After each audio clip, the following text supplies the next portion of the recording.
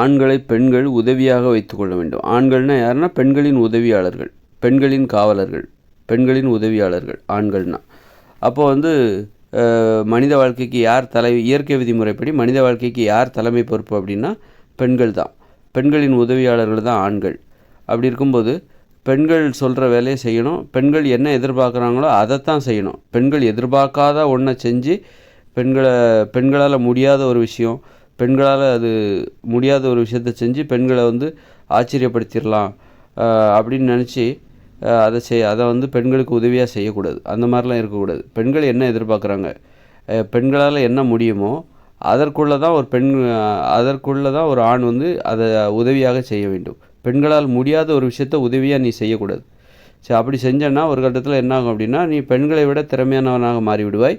அப்புறம் வந்து பெண்களை விட திறமையானவங்க மாறும்போது பெண்களை பார்க்கும்போது அவங்க திறமை குறைஞ்சவங்களாக தெரிவாங்க. அப்போ நீ என்ன ஆகிடுவ அப்படின்னா பெண்களுக்கு உதவியாளராக இருக்க மாட்டாய், பெண்களுக்கு தலைவராக மாறிவிடுவாய். பெண்கள் வந்து ஆண்களுக்கு உதவியாளராக மாறிவிடுவார்கள்.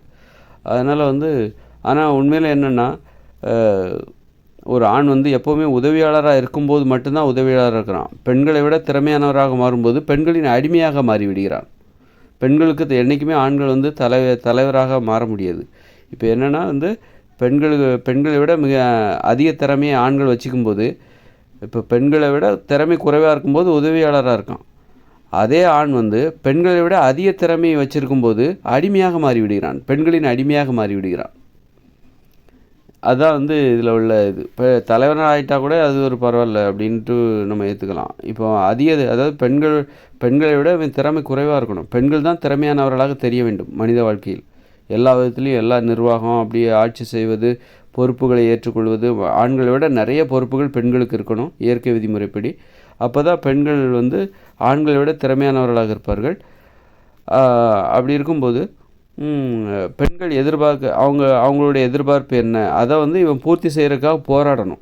பெண்களுடைய எதிர்பார்ப்பு, பெண்கள்கிட்ட பாராட்டுகளை பெறுவதற்காக ஆண்கள் போராடணும். ஏன்னா பெண்கள் திறமை வாய்ந்தவர்களாக, இயற்கை விதிமுறைப்படி பெண்கள் திறமை வாய்ந்தவர்களாக இருக்க வேண்டும்.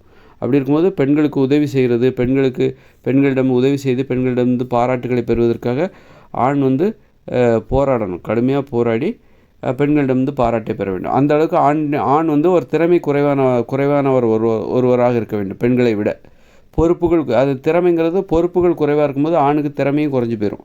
நிர்வாகம் எல்லாத்தையும் பெண்கள் தான் தலையில் போட்டுப்பாங்க. ஆணிடமிருந்து ஆணுக்கு பொறுப்புகள் குறைவு, நிர்வாக பொறுப்பு எல்லாமே குறைவு. அதன் மூலம் அவன் திறமை குறைவானவனாக இருப்பான். அப்போ ஆண் வந்து பெண்ணிற்கு உதவியாளனாக இருப்பான். அப்போ தான் ஆண் வந்து பெண்ணிற்கு உதவியாளனாக இருப்பான். அதை விட்டுட்டு நீ பெண்ணை விட அதிக திறமையை வளர்த்துக்கணும்னு நீ நினச்சேன்னா என்ன ஆகிடுவ அப்படின்னா கடைசியில் பெண்ணுக்கு அடிமையாகிடுவேன்.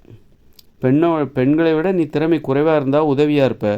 பெண்களை விட அதிக திறமையை நீ வளர்த்துக்கிட்ட அப்படின்னா அவங்களால முடியாத விஷயத்தெலாம் நீ செய்யும்போது பெண்களுக்கு அடிமையாகிடுவேன்.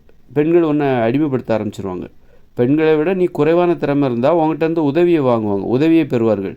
பெண்களை விட நீ அதிகமான திறமையை வச்சுருந்தனாக்கா பெண்கள் வந்து உன்னை அடிமையாக மாற்றிடுவாங்க. அதுதான் இதில் உள்ள ஆபத்து. அதனால் அந்த நுட்பமான அந்த மாற்றத்திற்கான ஒரு அபாயத்தை புரிஞ்சுக்கிட்டு ஆண் வந்து இயற்கை விதிமுறைப்படி வாழும்பொழுது, இயற்கையோடு இணைந்து வாழும்பொழுது ஆண் வந்து எப்போவுமே வந்து பெண்களை விட அதிக திறமையை வளர்த்துக்கொள்ள வேண்டும் என்கிற ஆசை வராமல் பார்த்துப்பான். ஏன்னா வந்துருச்சுன்னா உனக்கு ஒன்றும் தெரியாது, உனக்கு என்ன தேவைன்னு எனக்கு தான் தெரியும் அப்படின்னு சொல்லிட்டு பெண்களை பார்த்து சொல்ல ஆரம்பிச்சிடும். பெண்களை பார்த்து என்ன சொல்லுவோம் அப்படின்னா, பெண்களே உங்களுக்கு ஒன்றும் தெரியாது, உங்களுக்கு என்னென்னே உங்களுக்கு தெரியாது, உங்களை விட அதாவது உங்களுக்கு என்னென்னே உங்களுக்கே தெரியாது, அதனால் சொல்லிட்டு எனக்கு தான் நிறைய தெரியும், நீ பேசாமல் இரு அப்படின்னு சொல்லிட்டு பெண்கள் எதிர்பார்க்காதெல்லாம் செஞ்சு கொடுத்து கடைசியில் பெண்களுக்கு அடிமையாகிடும். பெண்கள் வந்து சாதாரணமாக இருந்துட்டு ஆண்களை ஒரு அடிமையாக பார்க்க ஆரம்பிச்சிருவாங்க. ஆண் என்ன நினைக்கிறான், பெண்களை விட அதிகமான திறமைகளை வளர்த்து கொண்டால் பெண்களை அடிமையாக்கிடலான்னு நினச்சான். ஆனால் உண்மையில் ஆண் தான் அடிமை. அந்த அந்த மனோபாவம் என்றைக்குமே மாறாது. அதாவது ஆண் வந்து பெண்ணுக்கு என்றைக்குமே உதவி தான். அவன் அதிகமாக திறமையை வளர்த்துக்கும் போது என்ன ஆகிடுறான், பெண்களுக்கு அடிமையாக மாறிவிடுகிறான். அதனால் என்றைக்குமே வந்து பெண்களுக்கு ஆண் வந்து தலைவராக முடியாது. தலைவர் மாதிரி, அதாவது தலைவராக இருந்து அடிமை பணியை செய்து கொண்டிருக்கிறான், அடிமையாக நடந்து கொள்கிறான். தலைவர்னு நினச்சிக்கிறான், தன்னை தலைவர்னு நினச்சிக்கிட்டு அடிமையாக நடந்து கொள்கிறான் பெண்களுக்கு. ஆனால் தன்னை என்ன நினச்சிக்கிறான், ஒரு தலைவர்னு நினச்சிக்கிறான். பெண்களை நாம் அடிமைப்படுத்திட்டோம்னு நினைக்கிறான். ஆனால் ரகசியமாக ஆண்கள் தான் பெண்களுக்கு அடிமையாகி இருக்கிறார்கள்.